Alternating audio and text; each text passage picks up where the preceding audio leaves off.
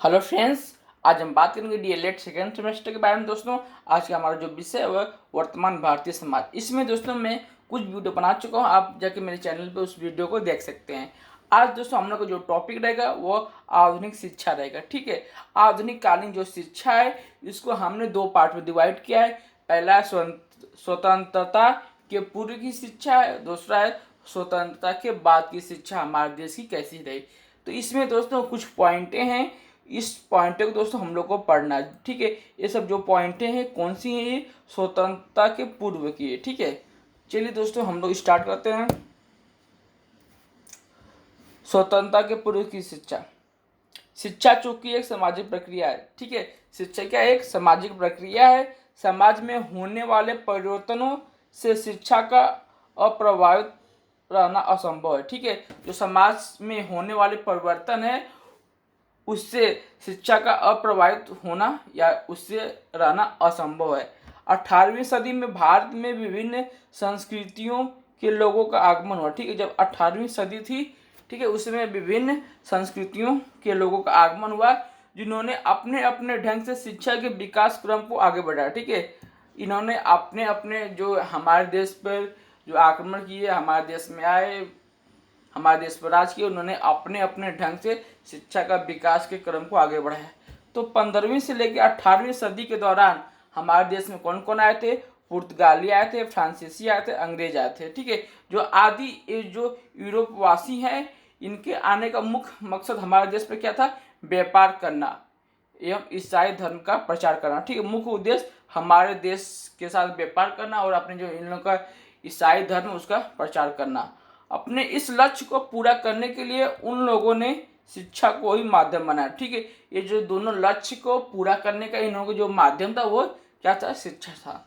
चलिए देखते हैं। और इसमें सर्वप्रथम ईसाई मिशनरियों ने मिशनरी स्कूल खोलकर भारत में आधुनिक शिक्षा का सूत्रपात किया। ठीक है, इसमें बताया जा रहा है कि सर्वप्रथम जो ईसाई आए थे, जो मिशनरी थे, इन्होंने हमारे देश के अंदर मिशनरी स्कूल खोलकर भारत में आधुनिक शिक्षा का सूत्रपात किया। ठीक है, उसके बाद ईस्ट इंडिया कंपनी के अधिकारियों ने महारानी के आज्ञा पत्र से तंजौर, कलकत्ता, कानपुर, मद्रास, बम्बई में दानाश्रित विद्यालय खोलना। ठीक है, किसके दोस्तों? जो उस समय की ईस्ट इंडिया कंपनी के अधिकारी जो महारानी थी उनके आज्ञा पत्र से। ठीक है, कलकत्ता, कानपुर, मद्रास, बम्बई में दानाश्रित विद्यालय खोले जहां निर्धन वर्गों को निःशुल्क शिक्षा दी जाती थी। जो निर्धन वर्ग के थे, जो गरीब थे, उनको निःशुल्क शिक्षा दी जाने लगी। और एक एक पॉइंट देख लेते इसमें। वारेन हेस्टिंग्स ने कलकत्ता में मदरसा। ठीक है, जो वारेन हेस्टिंग्स थे इन्होंने कलकत्ता में मदरसा कॉलेज की स्थापना की।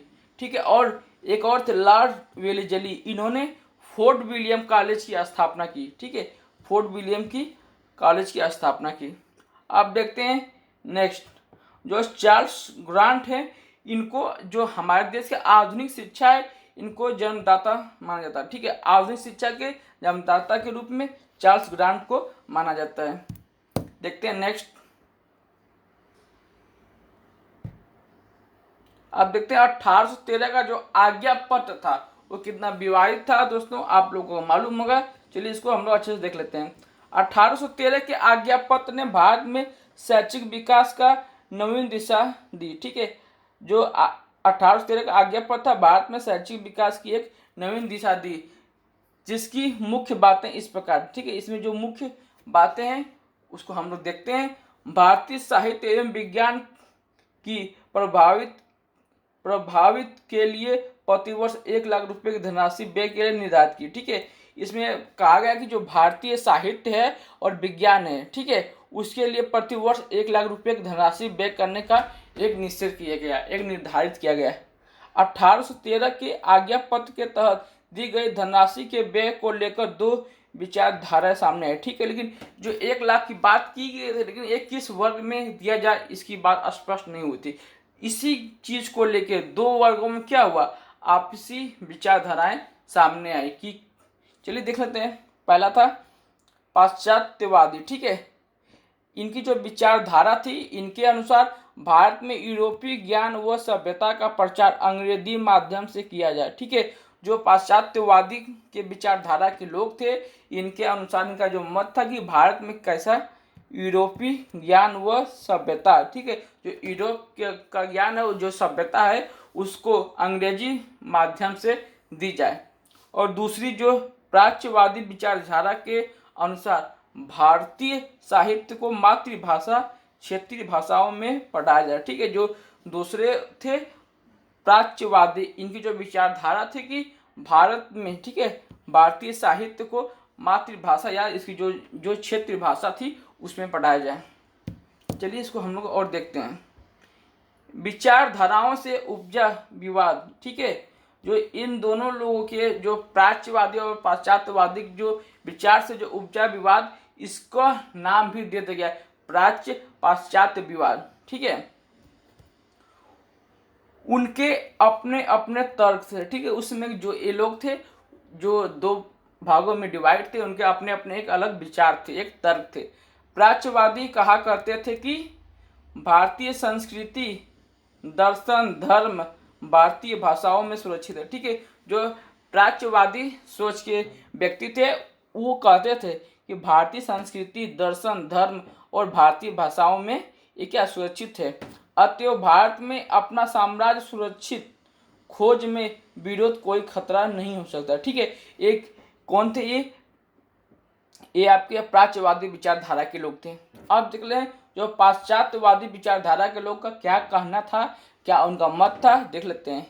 इनका कहने का मत था कि भारतीयों का उद्धार, ठीक है, उद्धार, ठीक है, इनका जैसे विकास, ठीक है, इनका पाश्चात्य संस्कृति द्वारा ही संभव है। ये अपने को बता रहे थे कि पाश्चात्यवादी का कहना था कि जो भारतीयों का उद्धार है वो पाश्चात्य संस्कृति के द्वारा ही संभव है। इसके द्वारा हम ऐसे लोगों का वर्ग तैयार कर लेंगे। ठीक है, इनके द्वारा हम ऐसे लोगों का वर्ग तैयार कर लेंगे जो मन से क्या हो, अंग्रेज हो। ठीक है, ठीक है, इन्होंने अपने जैसा बनाने का कोशिश किया, जो मन से अंग्रेज हो तथा तन से भारतीय होंगे। ठीक है, वो देखने में तो भारतीय होंगे लेकिन जो उनका मन है वो क्या होगा, अंग्रेज के जैसा होगा। ठीक है, अंग्रेज जैसा उनका विचार होगा और साम्राज्य विस्तार में मदद मिलेगी। अगर ऐसा होगा तो हम लोग इस देश के अंदर अपना साम्राज्य को विस्तार करेंगे, उसमें एक सफलता मिलेगी, मदद मिलेगी। ठीक है, और देखते हैं इसमें लॉर्ड मैकाले जो बहुत ही फेमस थे, इनको उन्होंने जो मत दिया था, इनका मत देखते हैं। लॉर्ड मैकाले ने निस्यंदन सिद्धांत का प्रतिपादन किया। ठीक है, जिसको आप छनाई सिद्धांत के नाम से भी जानते हैं। इन्होंने उसमें क्या लिखा था, चलिए उसका देख लेते हैं। मैकाले का जो कथन था कि जन समूह में शिक्षा ऊर्ध्व वर्ग से छनकर पहुंच बुद्ध बुद्ध करके लाभदायक शिक्षा नीचे की ओर बढ़े। ठीक है, इनका जो कहने का मन था कि जन समूह में शिक्षा किसको दी जाए, उच्च वर्ग को दी जाए। ठीक है, शिक्षा उच्च वर्ग को दी जाए जिससे वो छन के जो निम्न वर्ग हैं और भी जो लोग हैं उनके धीरे धीरे उन तक ये शिक्षा पहुंचे। ठीक है, जिससे कि वह कुछ समय में चौड़ी व विशाल धाराएं बदल कर सूखे क्षेत्रों का सिंचन कर सके। ठीक है, जो इनका जो कहने का साफ साफ तात्पर्य है कि शिक्षा उच्च वर्ग को दी जाए जिससे क्षण के निम्न वर्ग को भी वो शिक्षा प्राप्त हो सके। अब देखते हैं 1833 का आज्ञा पत्र, जिसमें मुख्य बातें इस प्रकार में क्या कही थी। मुख्य बातें, जो पहला पॉइंट है कि शिक्षा अनुदान 1 लाख से बढ़ाकर 10 लाख कर दिया गया। ठीक है, जो शिक्षा का अनुदान था 1 लाख का, इसको बढ़ा के 10 लाख कर दिया गया। ठीक है,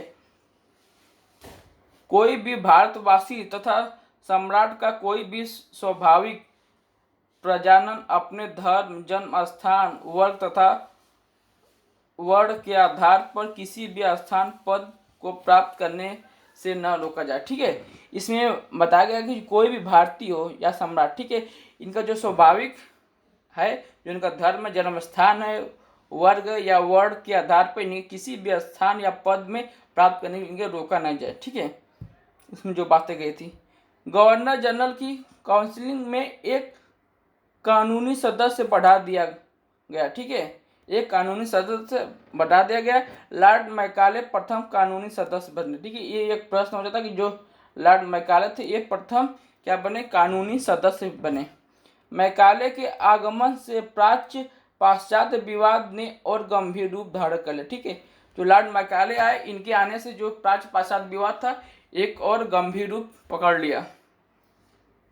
उसके द्वारा प्रस्तुत घोषणा पत्र की मुख्य बातें इस प्रकार थी कि उसका मकसद ऐसे नागरिकों का निर्माण करना चाहता था। ठीक है, लॉर्ड मैकाले जो उसका मकसद था कि वो भारत में ऐसे नागरिक का निर्माण करना चाहता था जो रक्त तथा वर्ण में भारतीय हो। ठीक है, रक्त और वर्ण में भारतीय हो, किंतु रुचि विचार जो नैतिक गुण है और मानसिक जो है वो अंग्रेज हो। ठीक है, और एक और देख लेते हैं, इन्हें भी जान लेते हैं। मैकाले ने अंग्रेजी की श्रेष्ठता बताते हुए कहा, ठीक है, जो इन्होंने अंग्रेजी है उसकी श्रेष्ठता बताते हुए कहा कि एक अच्छे यूरोपीय पुस्तकालय की केवल एक अलमारी, ठीक है, एक अच्छी जो यूरोप की पुस्तकालय है उसकी एक अलमारी भारत तथा अरब के संपूर्ण साहित्य के बराबर है। ठीक है, इन्होंने घोर अपमान किया था हमारे देश के साहित्य को। ठीक है, चलिए और देख लेते हैं, और इन्होंने क्या क्या बातें कही थी उसमें देख लेते हैं।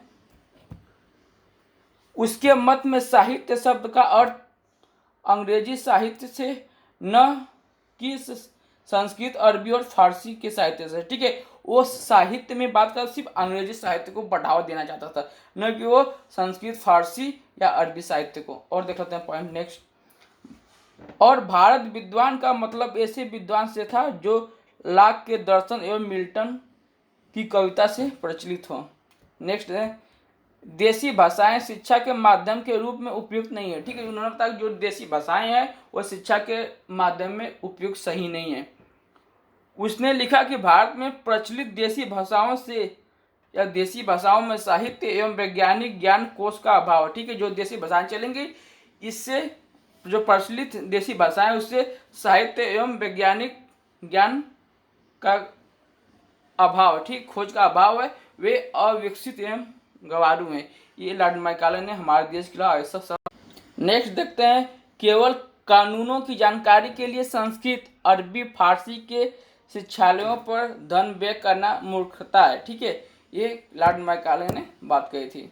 और देख लेते हैं नेक्स्ट, प्रगतिशील सुधारक एवं अंग्रेजी भाषा के समर्थक लॉर्ड विलियम बेंटिंग ने मैकाले घोषणा पत्र को स्वीकृति दे दी। ठीक है, जो प्रगतिशील सुधारक एवं अंग्रेजी भाषा के जो समर्थक थे लॉर्ड विलियम बेंटिंग, इन्होंने जो मैकाले का घोषणा पत्र उस पर स्वीकृति दे दी। ठीक है, हरी झंडी दे दी।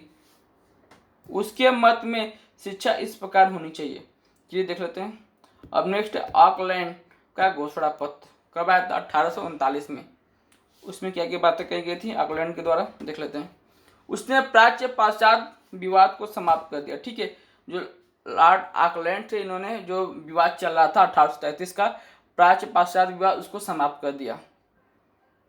उसने प्राच्यवादियों को शिक्षा पर बेहेतु धनराशि में वृद्धि कर दी। ठीक, इन्होंने जो प्राच्यवादी थे, ठीक है, इन्होंने शिक्षा पर क्या कर दिया? धन अधिक वृद्धि कर दी। ठीक है, आप ज़्यादा यूज कर सकते हैं पैसा। ठीक है, नेक्स्ट देखते हैं, योग्य अध्यापकों को उचित वेतन दिया जाए। ठीक, जो योग्य अध्यापक थे उनको उचित वेतन दिया जाए।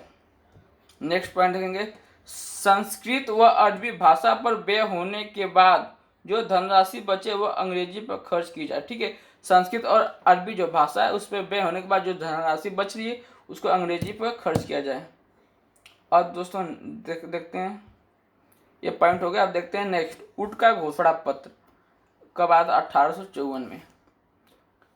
सन 1854 में बोर्ड ऑफ कंट्रोल के प्रधान के रूप में चार्ल्स वुड ने भारतीयों की शिक्षा शैक्षिक आवश्यकताओं को ध्यान रखकर शिक्षा नीति को बनाया। ठीक है, जो 1854 में बोर्ड ऑफ कंट्रोल के प्रधान के रूप में चार्ल्स वुड ने भारत में, ठीक है, भारत में या भारतीयों के लिए शिक्षा का शैक्षिक आवश्यकताओं को ध्यान में रखकर इन्होंने एक नीति बनाया। अपनी नवीन लक्ष्यों के कारण इसे शिक्षा का मैग्ना कार्टा कहा गया। ठीक है, अपने जो नवीन लक्ष्य हैं इससे कारण इसे मैग्ना कार्टा कहा गया शिक्षा का। ठीक है, शिक्षा का मैग्ना कार्टा किसे कहा गया? वुड के घोषणा पत्र को। मुख्य बातें इसमें देखते हैं, शिक्षा का मकसद अंग्रेजी साहित्य एवं पाश्चात्य ज्ञान का प्रसार करना था। ठीक है, इनका भी वही था कि अंग्रेजी साहित्य एवं जो पाश्चात्य ज्ञान है उसका प्रसार करना। शिक्षा अंग्रेजी एवं देसी भाषाओं के माध्यम से दी जानी चाहिए। ठीक है, शिक्षा का जो माध्यम था वो अंग्रेजी भाषा और वहाँ का जो हमारे देश की देसी भाषा थी दोनों में शिक्षा दी जानी चाहिए था। अब देखते हैं नेक्स्ट, पाठ्यक्रम में भारतीय साहित्य तथा संस्कृति का भी आवश्यक स्थान दिया जाए। ठीक है, जो पाठ्यक्रम है उसमें भारतीय जो साहित्य है और संस्कृत है, ठीक है, जो संस्कृति है भारत की, उसको आवश्यक स्थान दिया जाए। नेक्स्ट पॉइंट, शिक्षकों के लिए प्रशिक्षण की व्यवस्था हो। ठीक है, जो शिक्षक हैं, जो पढ़ा रहे हैं, उनकी सबसे पहले उनको प्रशिक्षित किया जाए, उनको प्रशिक्षण दिया जाए। नेक्स्ट पॉइंट, विद्यालय प्रबंध के लिए सहायता अनुदान मिलना चाहिए। ठीक है, जो विद्यालय का प्रबंध करने के लिए उसके लिए सहायता अनुदान प्राप्त हो। नेक्स्ट है, उच्च शिक्षा के लिए विश्वविद्यालय स्थापित हो। ठीक है, जो उच्च शिक्षा है उसके लिए विश्वविद्यालय स्थापित हो। व्यवसायिक स्थिर शिक्षा को प्रोत्साहन दिया। ठीक है, आप दोस्तों हम लोग देखेंगे नेक्स्ट वीडियो में हंटर कमीशन। ठीक है, इसको देखेंगे, कुछ और पॉइंट है उसको देखेंगे, और उसके बाद देखेंगे कि स्वतंत्रता के बाद की भारत में कैसी शिक्षा थी, शिक्षा प्रणाली कैसी थी। तो दोस्तों आपको मेरा वीडियो कैसे लगेगा कमेंट कर दीजिएगा, अच्छा लगा लाइक कीजिएगा, दोस्तों में शेयर कर दीजिए, चैनल को सब्सक्राइब कर दीजिएगा।